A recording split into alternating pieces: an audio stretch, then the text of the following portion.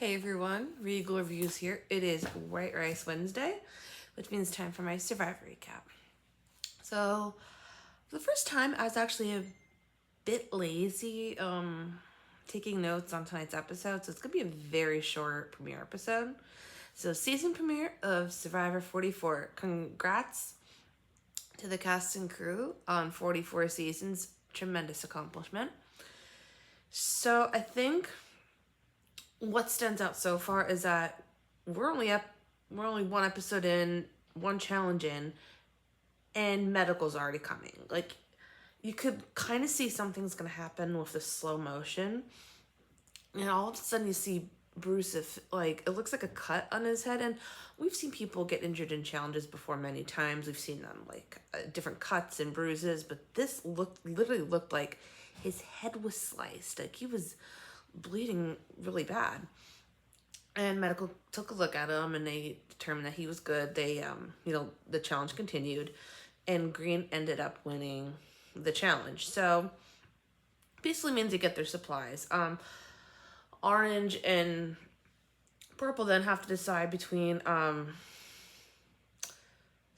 basically that whole stealth or March challenge. So basically what they have to do is either they're gonna work in pairs. So the stealth challenge will be two people, one get one coconut at a time and drag it in their basket, and then so on and so forth. If you choose the other one, it's a puzzle they have to solve in 15 minutes, and it looks really hard, like harder than all the other puzzles I've seen before in the past. They have 15 minutes to solve to see how many rings are there, and you only get one guess. And as we get into the episode, I'm starting to really like Carson. He says he's never dated anyone, and he gained 30 pounds just to be on Survivor, and that makes me think, oh my god, he must have been like super skinny. So I have to give him credit. I mean, that's very smart to do. Bruce then looks like he's not doing well, and he ends up being medevaced from the game. And I don't think we've seen not only a medevac for a while, but first episode medevac. I mean, I wouldn't wish that on anybody. That's definitely not a way to go out in the game. That's probably the worst way to go out. So Bruce is gone, and there's this thing that I guess is on everybody's island that looks like this bird cage, and I'm thinking, this is new. What is this? And to me, it's almost like a double-edged sword, because obviously that's something big, but because it's in a bird cage, where everybody can see it, if somebody goes and takes that, they're going to know, like, hey, somebody took that, it's gone. And they're going to start searching bags and everything. So you have to wonder, okay, do you be upfront with people and tell them, hey, I'm going to get whatever's in this bag, let's get it together. And Brandon actually does something really dumb, I think anyway, and says to basically says to everyone, let's go. And it turns out it's an idol, but then there's also a dummy idol. So I'm wondering how a dummy idol works as opposed to a fake idol. Is it the same type of thing? Like, could they potentially, say, oh, this is an idol, but it's not really? Could they give it to somebody? Don't know.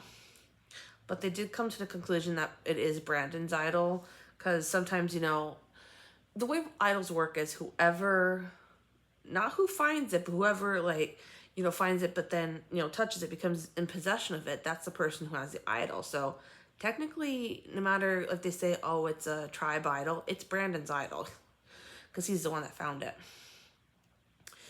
So then I have to admit, I did miss a few minutes. So it looks like they went on a type of summit, and it looks a little bit more epic. There's now what's called an inheritance advantage.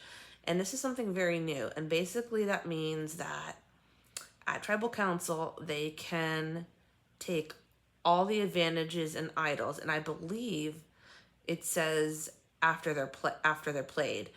So that's pretty big, because what we've been seeing the past 3 seasons is the advantage where you have to ask them a question: do you have an idol? And if they do have an idol, they have to give it to you. Now it doesn't matter. They take everything, because the old one, it would just be like, you had to ask, do you have an idol, or do you have an advantage? You had to ask one or the other. Now it's all hell breaks loose. So that's potentially a game changer. There's also the bank your vote advantage, which means you don't vote at that tribal council. Nobody will know you didn't vote.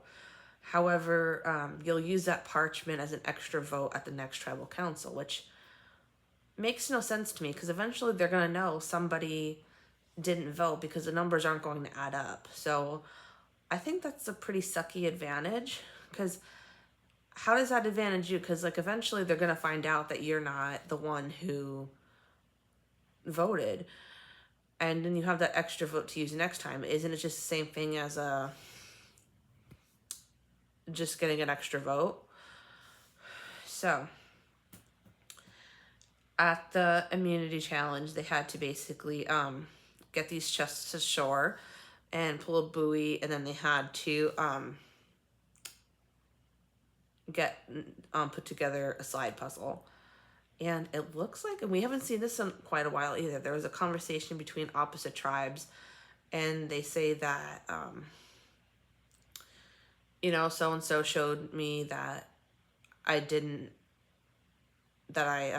get to vote. So then that breaks his flags, like, is Lauren lying then? Then next thing you know, Brandon goes down at the immunity challenge. I'm thinking to myself, oh my God, are we going to have 2 medevacs in this episode? Nope, he's just a little, dehydrated. And got him situated, and challenge went on. So green ended up winning immunity, and purple came in second. So since orange tribal council. Now it's a question of who to go, because on one hand, they want Brandon to go because obviously they know he has an idol. So if anything, they want to flesh that idol out. However, because of the information that was heard at the immunity challenge, they want Lauren to go because obviously she can't be trusted. Then Jamie's name comes up because, she's talking to multiple people. So people are getting paranoid and thinking, oh, she can't be trusted. So at Tribal, it's open. Everybody knows that Brandon has an idol. And Jamie then says she's going to play her shot in the dark, which I'm like, technically her name really hasn't come up amongst the groups. So why would she play her shot in the dark? And Matt also decides to play his shot in the dark. Matt is not safe, but for the first time in Survivor history, since they added the shot in the dark, Jamie is safe. But turns out Jamie didn't need it because her name did not come up at all in Tribal Council. The votes. So Brandon decided to play his idol, and he would have went home. So with 1 vote, Maddie actually got sent home. So yeah, that's quite interesting, because wasn't Maddie the one who went on that summit? Because then does that advantage go out in the open, or is that somebody else? Comment down below. But yeah, I missed a few minutes because I had to run an errand while Survivor was on. Yeah, stupid timing on my part. But comment down below what you thought of the season premiere of Survivor 44. I'm looking forward to the rest of the season of Survivor. And if you want to check out Survivor, it is on Wednesdays, 8 p.m. on CBS, or you can watch it live on Paramount+. Until next time, stay regal.